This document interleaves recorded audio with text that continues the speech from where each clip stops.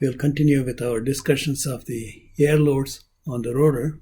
In the previous section, we looked at the sectional loads. That means that a given blade section on a given blade at a particular radial location, at a particular azimuthal position on the rotor disc, how much lift is it producing, how much drag it is producing, and what is the pitching moment. So that required us to compute the alpha, then compute from the alpha CL, CD, and CM by a variety of ways, either a table lookup with various corrections or simple quasi-steady aerodynamics. So next we are ready to integrate these loads to look at what's happening at the rotor hub itself.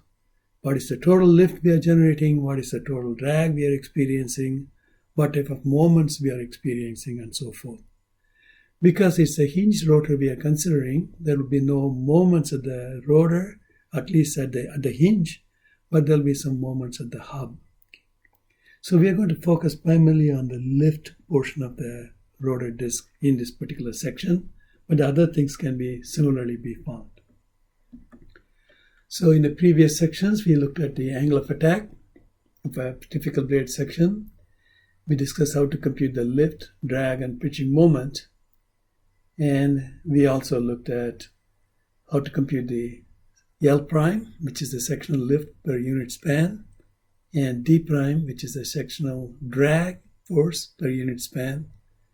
And they need to be rotated into components that are normal to the whatever plane you're using, shaft plane or tip path plane, and along the shaft plane or tip path plane or no feathering plane. Once you have computed that this is only at one radial location, at one azimuthal location for a single blade, we need to integrate it for all the blades over the entire rotor, disc, root to tip, and because the loads are changing azimuthally, we have to average it azimuthally. So lots of radial integration need to be done, azimuthal integration need to be done, averaging need to be done. So in computer codes such as RCAS, CAMRAD, DYMO, UMARC, these would be done numerically. Analytical integration is done in spreadsheet-based programs, simple MATLAB programs with some simplifying assumptions. So we are going to use these assumptions just to illustrate the process. So the assumption we will make is, we will assume that it's a simple constant chord rotor because the chord is a constant that comes out of the integral. We will assume the Glover uniform inflow. It does not have to be. It could be coming from some other model that we will discuss later. We will assume the drag coefficient CD is a constant. We will assume the simple linearly twisted rotor. We will integrate from root to tip. That means there's no cutout. It goes from R equal to 0 to R equal to capital R. In real computer software, you can numerically integrate it from wherever you want to. We are going to neglect any Prandtl tip loss type of effect to keep our integration simple. We will also do the things in the tip path plane. In the tip path plane, the blade doesn't appear to be flapping. Therefore, d beta dt is 0. So beta is simply beta naught, which is some kind of a constant coning angle is all that we would see. So this is a blade section we saw. This is the UT. Again, cosine alpha is a small number. Alpha is a small number, so cosine alpha is approximately 1. So this is the in-plane component of velocity. This is the vertical component of velocity. This is the total component of velocity. This is the theta between the zero lift line and the coordinate system we are using. We are going to use the tip path plane coordinate system. And this is alpha, is the angle between the total velocity vector and the zero lift line. So the lift is A times alpha. So this is the alpha effective is theta minus tan inverse of UP over UT. Tan inverse of UP over UT is approximately UP over UT when UP is very small compared to UT. So this is the UT which we got here, omega r plus v infinity sine psi. Theta is given in here.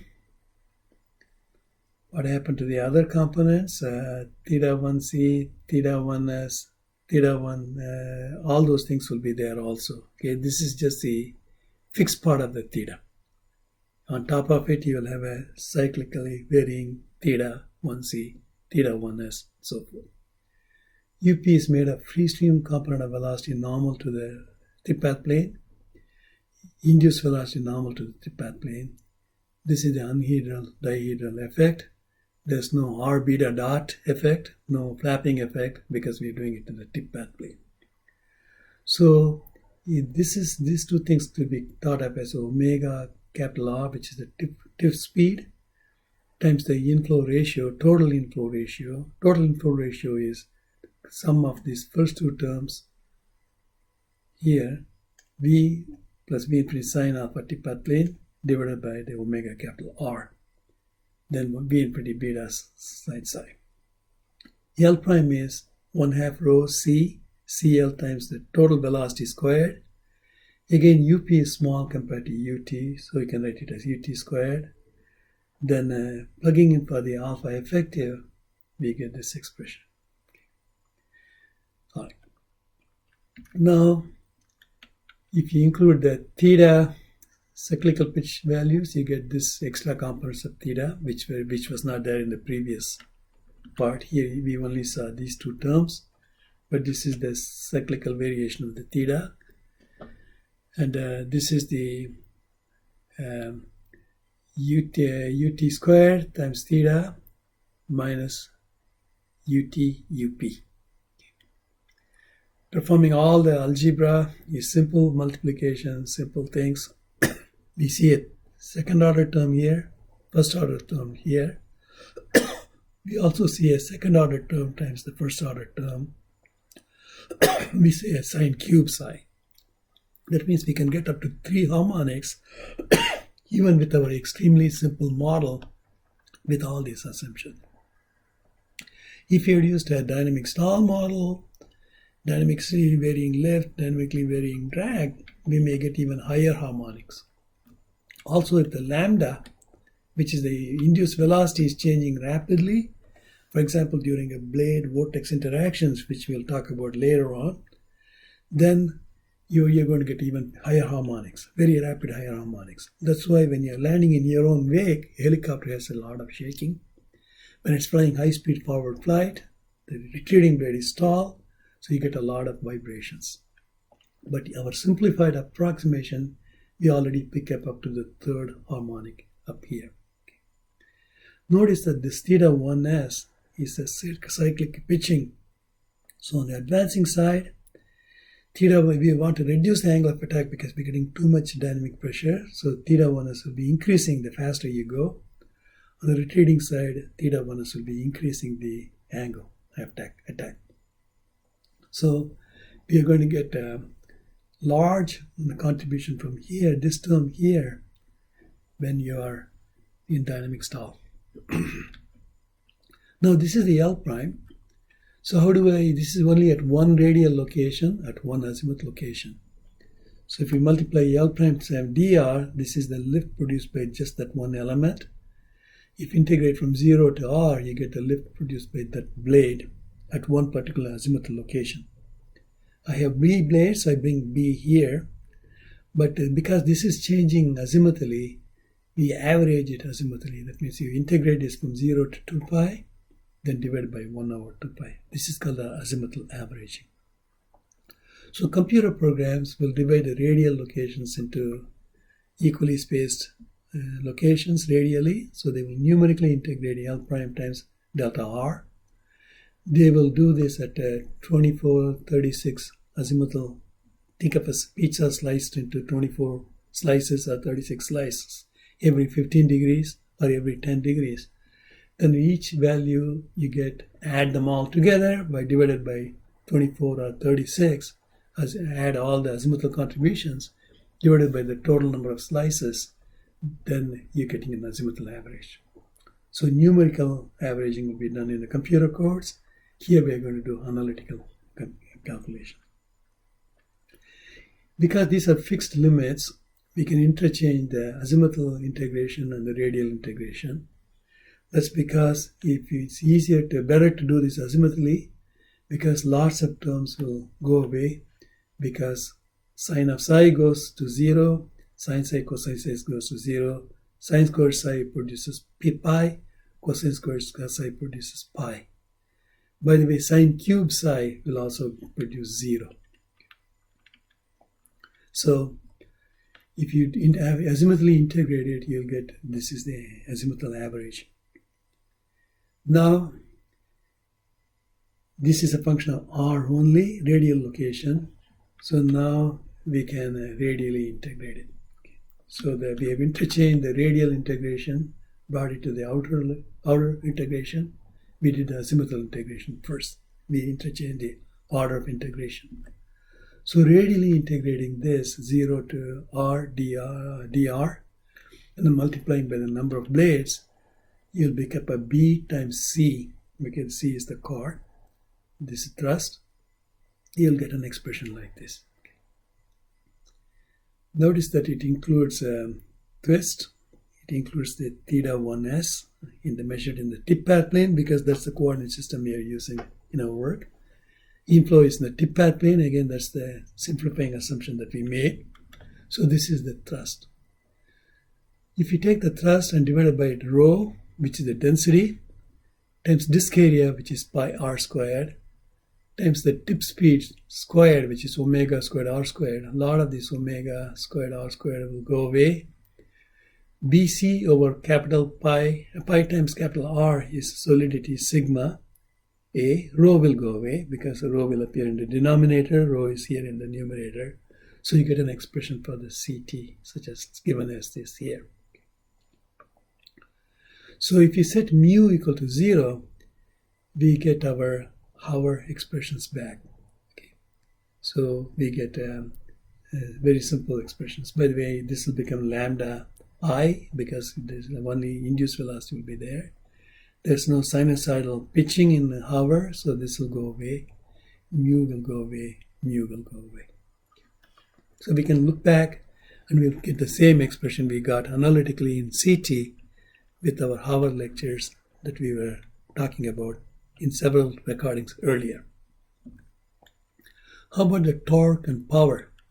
So we're going to break the torque and power into those caused by profile power, which means that viscous drag, and induced power, that is caused by the induced velocity. So we're going to separate it out for bookkeeping purposes. So profile power, let's take a look at it. So this is a typical blade location at a particular location. This is the blade element. It's producing a d prime equal to 1/2 rho. ut squared, roughly ut is this quantity. More precisely, you'll have a cosine alpha after the V infinity term. And you will also put ut squared plus up squared if you are doing numerical integration. But in analytical integration, up squared is neglected. So this is ut, you square it. C is assumed to be constant in our assumption for analytical integration. But if you're doing a numerical integration, C can vary. You could have a tapered blade. CD is a constant in our approximation, but if you are numerically, CD can vary because from the table lookup, which we discussed earlier. So this is the D prime. So if you take the D primes times delta R, that's the force on this element, times R is the torque produced by this element. On the other hand, if you take this drag force and multiply by ut, that's the power consumed by this element. So either you multiply d prime times r, integrate it, or you multiply d prime times ut and integrate it. If you use r, you're going to get a torque. If you use velocity, you're going to get the power. So let's look at the torque first. So multiply by r, integrate from root to tip. Azimuthally average, there should be a d psi here, and here is a b number of blades. So then you do non-dimensionalize it.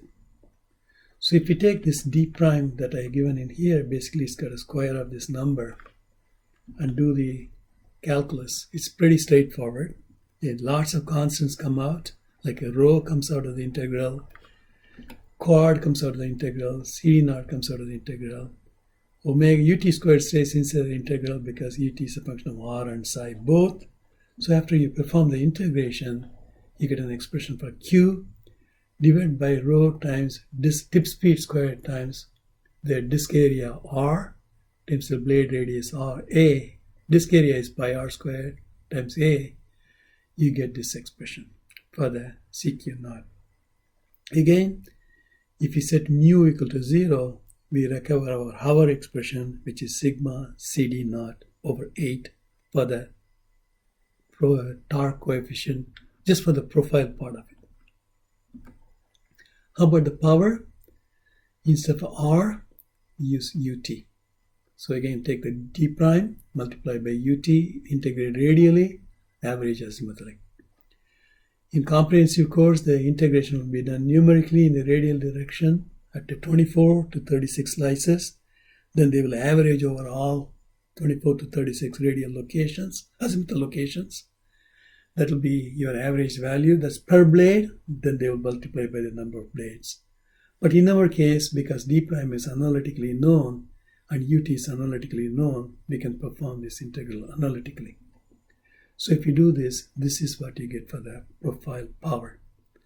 Notice that we no longer get Cp naught equal to Cq naught. They are equal only if mu is 0. So this constant part of it is common, but this has got a 3 mu squared. This has got just a 1 times mu squared. So Cq is no longer equal to Cp in our plane. Now, how about the induced power?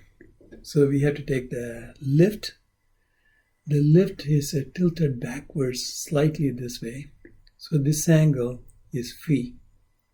So L prime times sine of phi is this direction.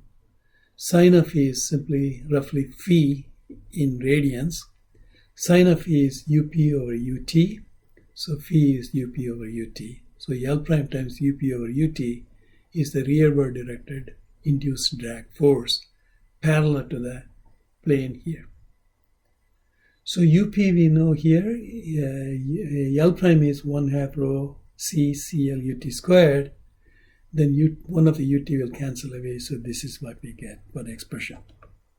Again, in comprehensive course, once you get this d prime, you can integrate it just like we did here, numerically. But we are going to do analytical integration by assuming that CL equal to 8 times alpha. So CL equal to 8 times alpha, where A is a lift curve slope. Alpha effective is theta minus UP over UT, which we have seen way back here. Alpha is theta minus UP over UT. So we can perform the integration. Again, there is some algebra involved, some integration involved. Then you get for the CPI, lambda I times CT. So this is the induced power we get. We can also get CQI, just integrate this expression. So this is a familiar result. The induced power is thrust times the induced velocity. Pi equal to T times V. Okay, so this is the expression we get. Nice closed form expression based on our assumptions. So we have got the lift or the total thrust produced by the rotor. We know how much power it takes, induced power it takes to turn the rotor. We know how much profile power it takes to turn the rotor. So we got this expression, these two quantities. But we can also do other things. We can look at how about in the plane of the rotor, in the rotor disk, do we get any forces in any particular direction? So these are called the in-plane forces. The force that is along the x direction, which is the x-axis of our tip path plane, is starting at the shaft and pointing back in the rotor disk in the tip path plane. That's x-axis. This is called the H force by common terminology. Y-axis will be perpendicular to the x-axis. That means it will be to the pilot's right in the tip path plane. The component of forces in that direction will be called the Y force. Because we have an inviscid lift, but we have an inviscid drag, which is an induced drag, and viscous drag, we will get an inviscid component of H, viscous component of H, inviscid component of Y, viscous component of y. So what we will do is we'll take the L prime, which is acting this way. We will split it into one component that is perpendicular to the blade. This is beta. So this is L prime times cosine of beta. This component is L prime times sine of beta. For small angles of beta, sine of beta is simply beta, where beta is in radians. So we will see an inward directed force from the radial location towards the rotor disc when we project it at this azimuthal location. Now we can split this vector into a y component that will contribute towards the y force and an x component that will contribute towards the h force. Okay. So L prime beta times this whole angle is psi, therefore this is psi minus 90. So L prime beta times cosine of psi minus 90 will be cosine psi cosine of 90 minus sine psi sine of 90. So this would be minus of L prime beta sine of psi pointing in this direction. Okay. Same way we can find the x component. So how about the other components? We get a V infinity. As far as the blade is concerned, it sees a component of V infinity normal to the rotor blade. That's V infinity sine psi. It sees a component tangent to the blade, which is V infinity times cosine psi. This produces a radial component of drag, viscous drag. It seems to flow from root to tip. So this produces a pulling force, viscous pulling force in this direction. This can be numerically found but hard to quantify. This is usually neglected in a comprehensive analysis and also back of the envelope or spreadsheet analysis. But we do take the di and d naught that we found earlier, the sectional induced drag and sectional viscous drag, which we had computed earlier for our profile power and our induced power, profile torque and induced torque. So once you have this d prime, we can split it into an h quantity, which is along the x-axis and along the y direction. So we can split it into x direction, which is pointing back this way, y direction is pointing back this way. This is just that one radial location. So again, you integrate from root to tip, then azimuthally average, then multiply by the number of blades. So doing all of these can be analytically integrated. Many textbooks give this information. I have a small MATLAB code which shows you how to compute analytically CQI.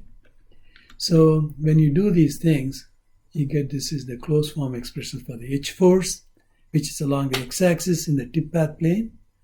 This is the Y force, which is from the hub towards the pilot's right in the tip path plane. So we get these expressions for the closed form expressions.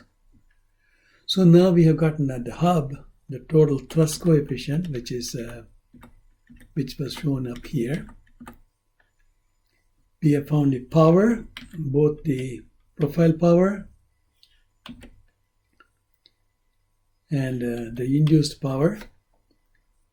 We have found the hub forces, H forces and Y forces.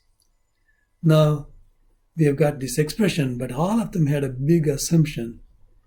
It assumed that you knew theta naught. It assumed you know alpha tip path plane, which means you know how the pilot is controlling the rotor. It assumes you know the coning angle. The problem is none of it is known. So the pilot's action, what the pilot is doing, how the rotor thrust plate is being tilted fore and aft, left and right, up and down, which changes theta naught, theta 1s, theta 1c, control all of these actions. So we're going to take a look at those expressions, those quantities in our next lecture and the next video. So we stop at this point.